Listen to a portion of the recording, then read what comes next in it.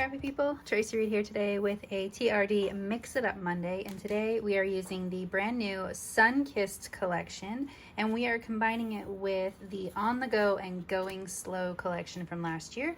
You'll see that these two collections really combine in a beautiful way to make something new and special, and the lazy vibe of the On the Go and Going Slow collection plus the summer by the pool vibe of Sun-Kissed will go really well together as far as sentiments as well.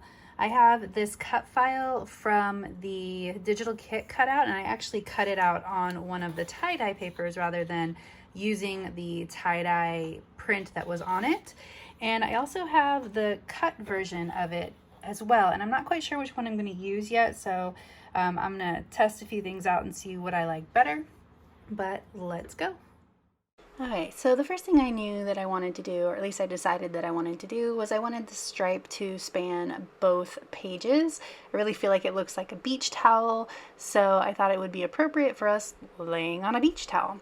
So I didn't know if I wanted to use the inside of the cut file or the outside of the cut file. I immediately decided that I want to use the outside of the cut file, but then you'll see later on down the line that I kind of used both, which turned out really great.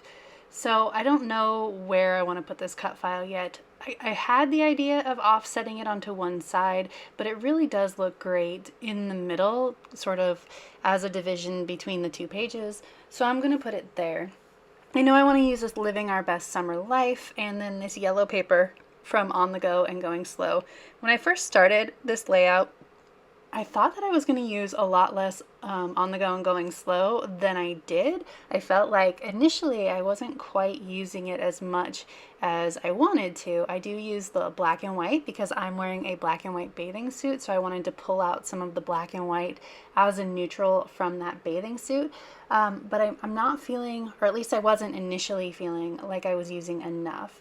So the first thing I decided to do is I'm going to use the circle from the center of this sun to as a guide to cut out the yellow gingham from the On the Go and Going Slow collection. The yellows in these two collections match really well, and so I wanted it to be in the center of this layout. I like it as a division and a focal point to sort of give your eyeballs somewhere to rest on this page. This page does end up being actually pretty busy, so the center with a nice calming pattern really helps you to have somewhere for your eye to rest.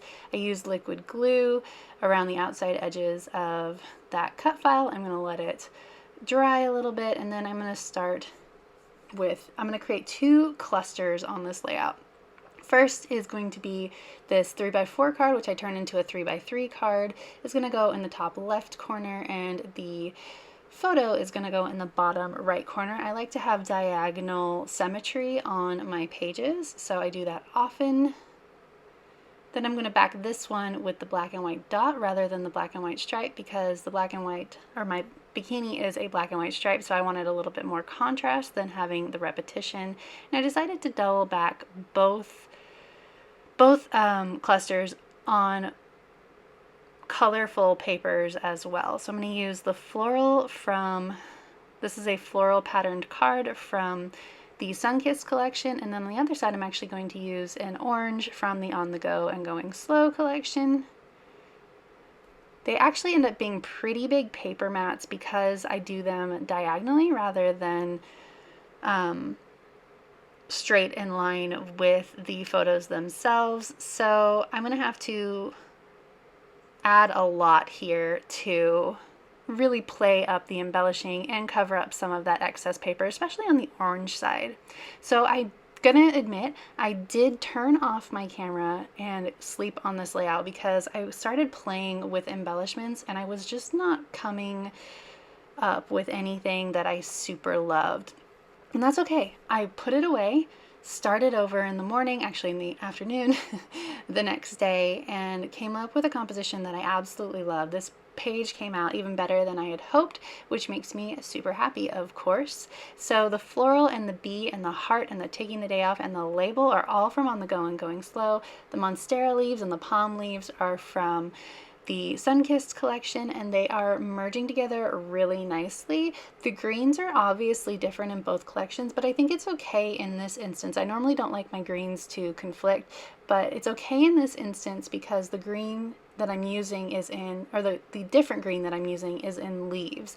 And for some reason I give leaves and greenery a pass when it comes to greens. So I actually like the contrast. It gives it some, like a little pop of dark color that didn't really exist in the Sunkissed collection. And it helps blend in those black and whites from both the mattes that I used and the black stripes in the B. So it gives it just a little bit more depth to the color palette in the layout. So I'm going to pop up some of these embellishments like the heart and the flowers and the bee on pop dots. I initially used an actual pop dot in the heart and it was way higher than these squares are. I didn't realize that they were thicker. The pop dots are thicker than the foam squares that I have from scrapbook.com. I decided not to change it, but I used foam squares for the rest of them so that it wouldn't stick up as much. I of course wanted to include some rainbows from, there's rainbows in the journal card, so I wanted to include some more from the Sunkissed collection, so I have that embedded up there. And then my little bumblebee is going to fly above us. I love him, he's cute. I'm going to do the same thing over here, pop up this floral on a foam square. The monstera is going to be flat against the page. So I'm building up my clusters here. I'm doing a lot of embellishing and it's making me happy, but I still feel like there's like this weird, not white space, but like this gap in the middle of the page that where like nothing is happening because I have that that sun cut file. It feels like something should be happening and I don't want to take away from that sun cut file, but because the sun cut file is on a very pale paper, it looks almost white, and because it takes up a lot of space but it's thin lines, it's actually not taking up a lot of visual space. And so I'm kind of debating here what I want to do with that, because do I want to cut out more of that yellow paper and fill the whole thing in? What do I want to do? So I'm kind of contemplating that while I am embellishing here.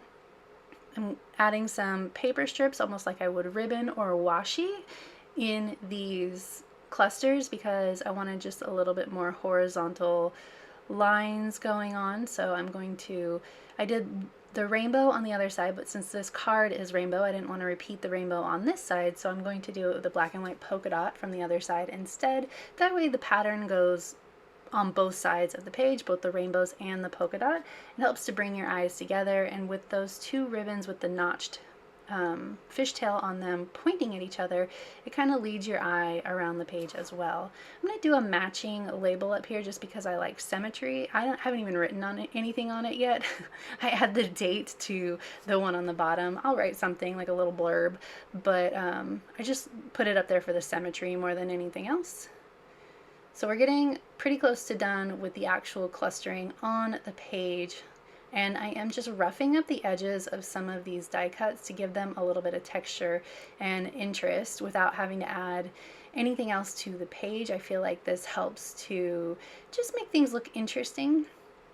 I wanted to add another set of these hearts because there was only one on the other side, and of course, again, I like symmetry, so we're just making sure that everything is represented on both sides of the page. I like this little lazy, busy die cut here. I'm just going to put it right up here so it only says lazy, laying by the pool, you know, lazy days. So now I'm going through the rest of the embellishments, thinking about anything else I want to add. There needs to be another rainbow over here, so I'm just going to add one in this cluster. And now it's time to start thinking about other things that I might want to add. I felt like there was a little bit lacking as far as flying things. So I have some butterflies from the On the Go and Going Slow collection I'm going to add, just so Mr. Bumblebee isn't all alone by himself on this page. I'm going to switch them around because there was a pink flower over there and an orange label on the other side, so I didn't want pink next to pink and orange next to orange. So then I go, okay, I don't really love the way that these triangles are empty. So what can I add here that is going to add to the composition without me having to cut out a bunch of triangles in different patterned papers? So as I add the last of these die cuts, Mr. Bumblebee is saying all is fine in the sunshine, haha. I decide to add the triangles from the cut file back into their triangles, like their little slots. But in order to keep them from just blending in, I'm going to pop all of them except for the ones that are going underneath the photos and stuff up on pop dots. So they have this height that is really cool, and I really like A, the way that it adds texture to the page, but B, the way that it fills in those triangles to make them less empty feeling and to add to the page and make it not look like I have like this weird blank space going on in the center.